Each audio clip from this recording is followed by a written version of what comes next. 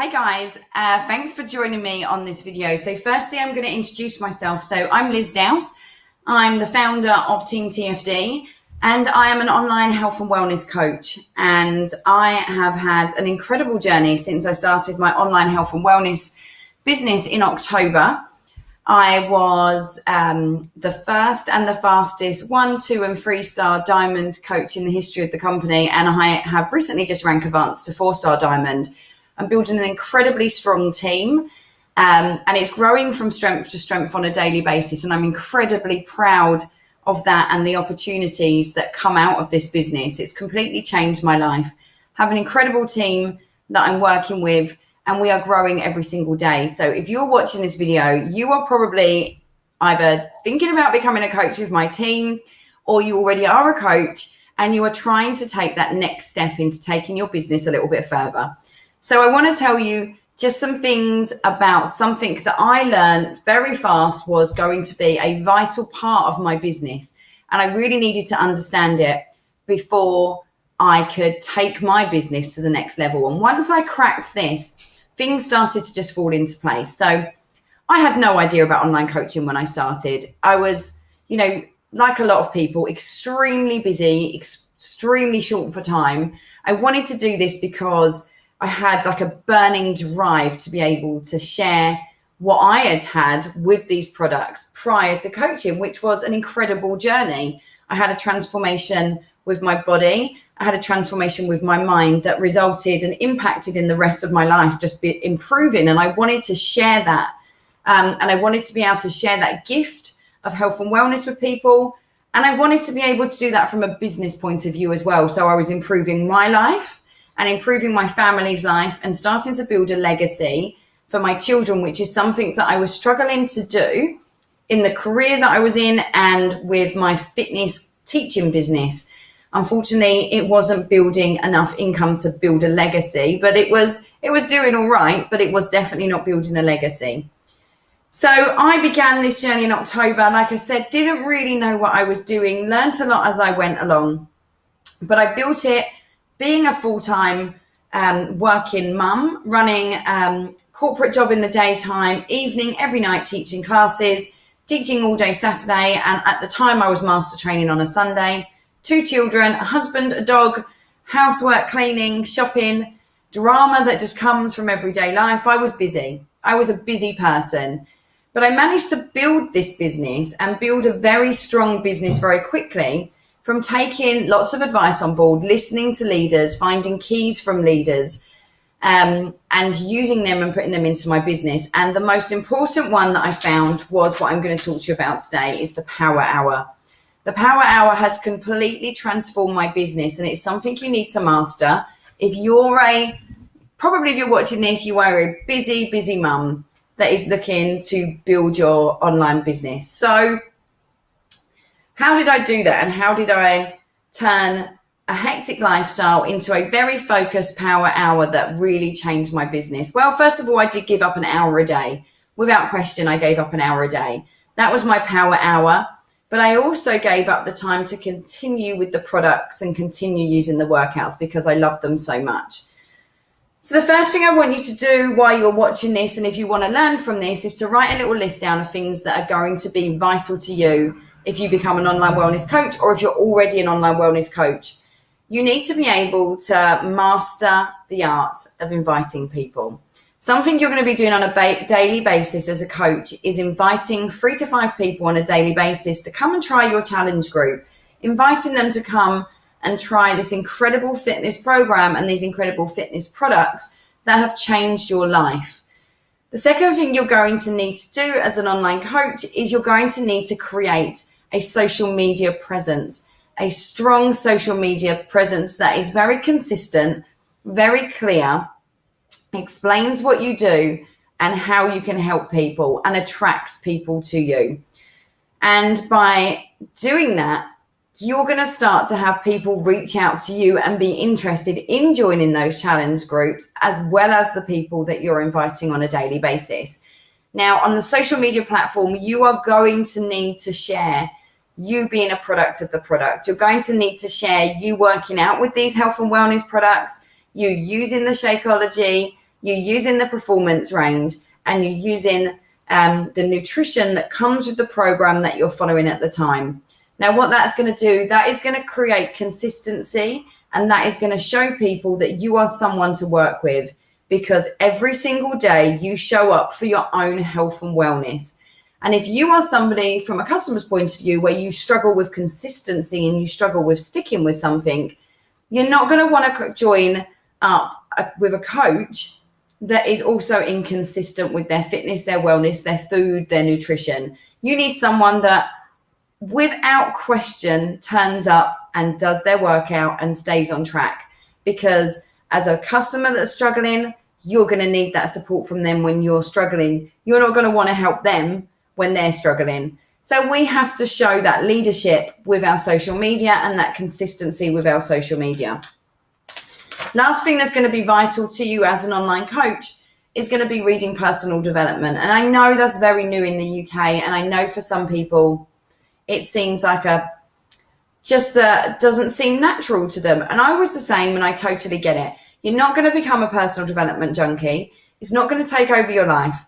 All you're going to do is find a book on a regular basis that you're going to read that inspires you, that uplifts you, and also helps you notify little areas of your life that might need improving. Now, I'm not saying it's going to be every time you read a book an aha moment. Not every book is going to change your life. I've read some books and I've put it down and I thought, well, that was a bit rubbish. Like, none of that really appealed to me. That's fine. There has been, since reading those books, little moments where things have twigged and I've remembered, oh yeah, I read that in that book, and it's come back into play. But occasionally you're going to read a book that does help, and it is going to build you up, and it is going to help you just get through the ups and downs that's going to come with coaching. Coaching has the most amazing highs, but also can have lows. Any business in the world that you start up is going to be like that. Working for yourself is going to be full of highs and lows. And personal development is what is just going to help us get through those moments to stop us having total meltdowns. Let's face it, me as a mum, I struggle not to have a big meltdown. I struggle, but I've been reading personal development, and I, at the moment, am working very much on being in control of my own happiness, not letting incredible dramas and incredibly sad circumstances and other people's issues and other people's opinions of me affect my happiness. I know that I'm 100% in control of my happiness. And it's actually, when I think about it, probably one of the only things that I have complete control over in my life. And I'm not giving that up. I choose to be healthy. I choose to be happy every single day. No matter what happens that I have no control on, I can control to try and be happy every day and take the highs and the lows in a much steadier pace so it doesn't affect me as much.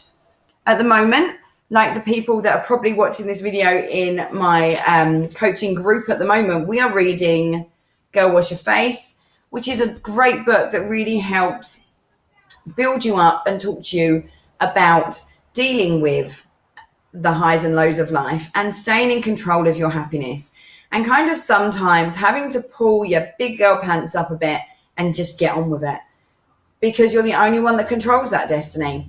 So moving on from there, the personal development is also going to be what turns you into an amazing leader.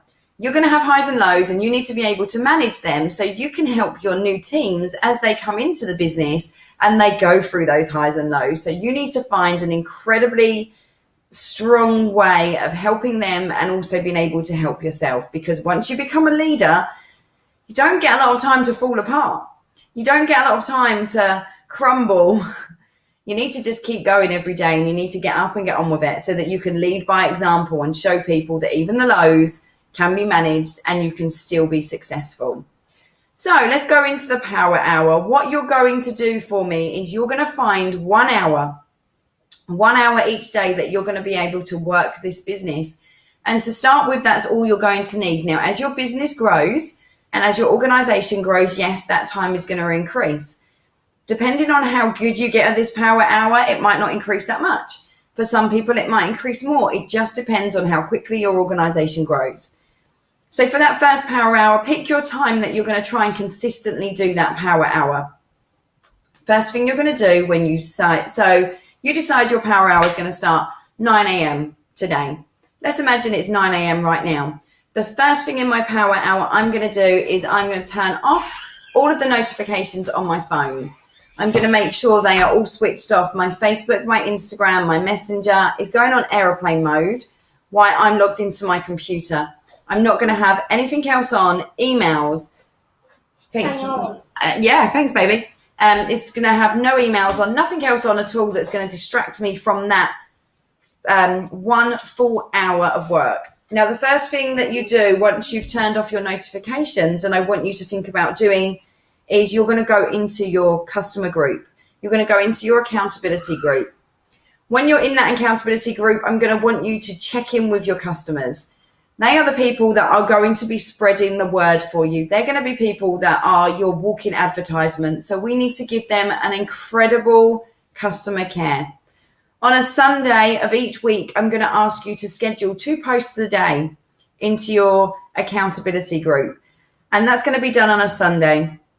It doesn't matter what time you do it on Sunday, but you're going to schedule your morning group post and you're going to schedule your evening. There's going to be a check-in in the morning to make sure they get up, they drink their shake, they take their Energize, they do their workout. You're going to check in on them of an evening and ask how their day's been, how their workout was, how did they feel, how was their nutrition today, is there anything they need any help with? And then when you start your power hour on the next day at 9 a.m. or whatever time you choose, the first thing you're going to do is go to those 2 posts and you're going to respond to everyone on there. You're going to interact with them. You're going to build conversation with them. You're going to answer their questions and you're going to make them feel very special. And you are going to tell them how proud you are of them for that day. So the next thing I want you to do on your power hour, you've checked in with all of your customers in your accountability group. The next thing we're going to do is we are going to go and write out our Facebook post and our Instagram feed post for the next day. So you're going to think about what has happened in the last couple of days that has really struck a chord with you, that you're very passionate about, that you think people want to hear. And I want you to write that post out. It could be how you managed to get your workout in around your children. I managed to get my workout in today, even though my son has just broken his coccyx. I managed to get him settled down. He was comfortable and stable and had a little nap. And I managed to get my 20-minute workout in, have my shake. And I'd done a post about that even though I was tired, I was still going to stay in control of my day and I was still going to get my workout done because I know that is going to serve me better and it is going to serve him better because I will be in a better spirit to help him get through a horrible experience that he's going through for the rest of the day. So think about your next day post on Facebook and Instagram. They can be the same post because they're probably going to be very different types of people that are on both. When you're doing that write-up, I want you to use your avatar, the avatar that if you're one of my coaches that's going through the groups with me at the moment, you will know what your avatar is now because we would have completed our avatar training. If you don't, I want you to think about who the person is that you want to post to. So have your avatar in front of you and you're going to write that post aimed at that person, speaking to that person. Okay, come inside then. And you're going to write that post out to that person and thinking about them as if you're talking to them one-on-one. And then that post is done for the next day for you. You're then going to upload your Instagram stories into your videos from your workout, your pictures, all the stuff that you've done when you was a product of the product today. They're going to get uploaded into Instagram stories.